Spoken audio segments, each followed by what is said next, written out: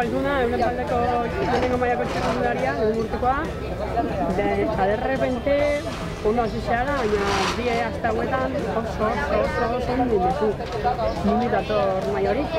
Bueno, denboraldi hasi genuen pixka lasai, ez, fondo asko sartuz, eta azkenen duela hilabete terdi hasi ginen lan gorra egiten, eta karrereta nekauta jaten jaten ondo, baina genekiun lan horrek geho merezimendua ekarriko zula, eta azkeneko aste hauk izan dira ja lan atopein, azkeneko detailek, eta oain ikuste forma azkeneko aste hautako dela, eta oain zenbat aguantatik egun.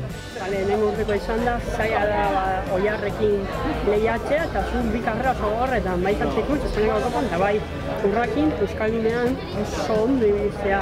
Horrek zer esan nahi dubila zeitu jai begira? Azkenen karrera hauk dira motivazio bat, saiatzea forman eta psikologikoki topera. Azkenen bi karrera hauk alak emate izkizue aurren egoteko, eta ikusita horre hon gehala, hain bidazoa motibauta aztea eta gogokin zorri politia iteko. Espero ez lehenengo itxuli garrantzitsu honetaz? Ikusita nola nahi zen ibiltzen helburu bezala lehenengo urteko lehenengoa irista helburu bezala, ez?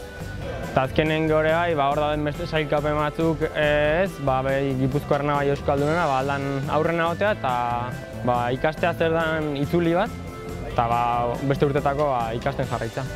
Eta aurrei begira, urrengo hilabete eta aztei begira, zer esperatu?